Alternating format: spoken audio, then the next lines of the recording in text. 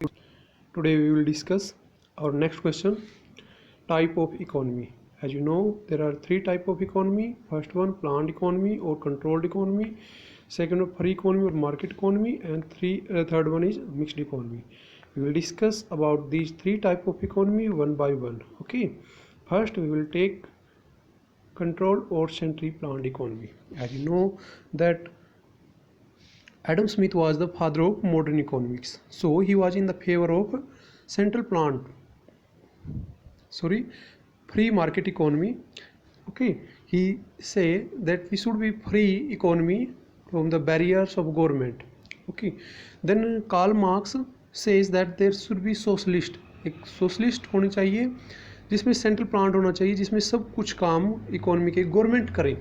ठीक है, हर काम each and every work should be done by the government, वो गवर्नमेंट के द्वारा होने चाहिए।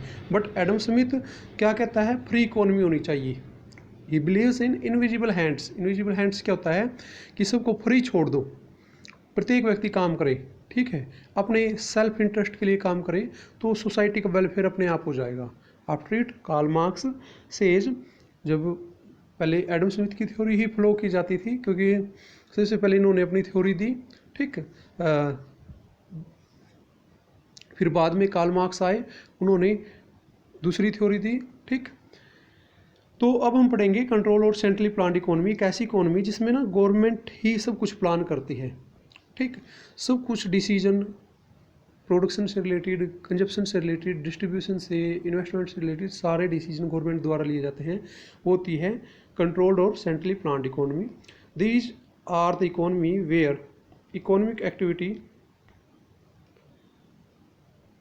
Activity, production, consumption, investment, exchange are formally controlled by the government और सम सेंट्रल अथॉरिटी। कोई सेंट्रल अथॉरिटी इसको क्या करती है, वो कंट्रोल करती है, ठीक है। सेकंड क्या कहता है इसमें, economic decision are driven by the motive of social welfare. जहाँ पे ये गवर्नमेंट करती है उसका मेन मकसद क्या होता है, सोशल वेलफेयर, न कि प्रॉफिट कमाना। सोशल वेलफेयर के कामों पे, समाज के कल्याण के जितने भी काम है, गवर्नमेंट का मुख्य मकसद वो होता है। फिर कहता है the consumer is not sovereign, the central authority decide what goods are to be produce for the people. अब जो भी डिसीजन लिए जाते हैं कि भाई इकोनॉमी में क्या, किस चीज़ का प्रोडक्शन करना है, कितना प्रोडक्शन करना है, वो सारा गवर्नमेंट लेगी। कोई भी आदमी फ्री नहीं है। जैसे मान लो एक फार्मर है, फ्री इकोनॉमी में क्या होता है, किसान कुछ भी उगा सकता है अपने खेत में, लेकिन जो सेंट्रल प्लान्ड इकोनॉमी है उसमें गवर्नमेंट डिसाइड करेगी कि क्या प्रोडक्शन करना है और कितना प्रोडक्शन करना है। फिर कहता है ये जो फिफ्थ पॉइंट है, most resources are controlled and owned by the government decide at what price the goods are to be sold in the market. हर चीज़ कंज्यूमर से रिलेटेड, प्रोडक्शन से रिलेटेड, इन्वेस्टमेंट से रिलेटेड हर डिसीजन गवर्नमेंट द्वारा लिया जाता है। गवर्नमेंट ही फिक्स करेगी कि किस गुड्स का, किस वस्तु का कितना प्राइस होएगा। कौन सी इकोनॉमी कर रहे हैं हम, सेंट्रल प्लांट, जिसमें सब कुछ कार्य 99% वर्क गवर्नमेंट द्वारा किए जाते हैं, सिर्फ तीन चीज़ों को छोड़ के, सेफ्टी, सिक्योरिटी और जस्टिस। सिर्फ जैसे जो पुलिस है, आर्मी है और जो कोर्ट्स हैं वो गवर्नमेंट होंगे, बाकी सब कुछ फ्री इकोनॉमी के अंडर में आएगा। अब क्या कहता है ये, फ्री इकोनॉमी क्या होती है, जिसमें गवर्नमेंट के बैरियर नहीं होते, सिर्फ सब कुछ फ्री छोड़ दिया जाता है। मार्केट इकोनॉमी होती है, कोई भी व्यक्ति कुछ भी प्रोडक्शन कर सकता है, कितना भी प्रोडक्शन करता है, फ्री है, वो डिसीजन ले सकते हैं। That is called free economy और मार्केट इकोनॉमी। अब ये क्या कहता है, these are the economies where the economic activities are controlled by the market forces। Market forces क्या होती है, जो डिमांड और सप्लाई के हिसाब से प्रत्येक आदमी देखेगा कि किस चीज़ का प्रोडक्शन करना है, किस चीज़ में ज़्यादा प्रॉफिट है, उसी चीज़ का प्रोडक्शन करेगा, ठीक। तो मार्केट फोर्सेज किस चीज़, जिस चीज़ की ज़्यादा डिमांड होएगी उस चीज़ का ज़्यादा प्रोडक्शन करेगा, जिसकी सप्लाई कम होएगी, ठीक है। अब कहता है economic decision are driven by the motive of profit maximisation. जितना भी प्रोडक्शन किया जाता है वो प्रॉफिट को कमाने के लिए किया जाता है, जिसमें ज़्यादा प्रॉफिट होएगा उसी का, प्रॉफिट को देखते हुए ही डिसीजन लिए जाते हैं। थर्ड पॉइंट में क्या कहता है, consumer is sovereign, the consumer buys goods according to their choice, ठीक है। कंज्यूमर कुछ भी खरीद सकता है, प्रोड्यूसर कुछ भी प्रोडक्शन कर सकता है, ठीक है, वो फ्री है। Consumer and producers are free, next क्या कहते हैं, most resources are control owned by the people, the market determines the price of goods and services. जितने भी रिसोर्सेज वो फ्री हैं, जैसे फार्मर है वो फ्री है, किसी भी चीज़ का क्रॉप्स लगा सकता है, ठीक है। कंज्यूमर फ्री है, कुछ भी चीज़ें खरीद सकता है, लेकिन जो प्राइस है वो क्या होता है, मार्केट फोर्सेज के हिसाब से डिसाइड होता है। गवर्नमेंट का कोई रोल नहीं होता, गवर्नमेंट कोई बैरियर नहीं करेगी, कोई रूल रेगुलेशन नहीं अपनाएगी, सीधा मार्केट फोर्सेज होएगी, जितनी डिमांड और सप्लाई इक्वल होंगे वहाँ पे प्राइस फिक्स हो जाता है।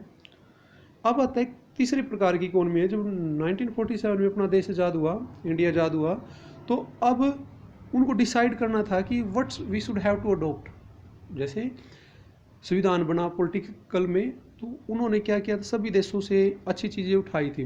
तो अब क्या कहते हैं, मिक्स्ड इकोनॉमी में भी हमें डिसाइड करना था कि what we should have to follow, central planned economy या मार्केट इकोनॉमी। हमें डिसीजन लेना था कि कौन सी इकोनॉमी को अपनाएं।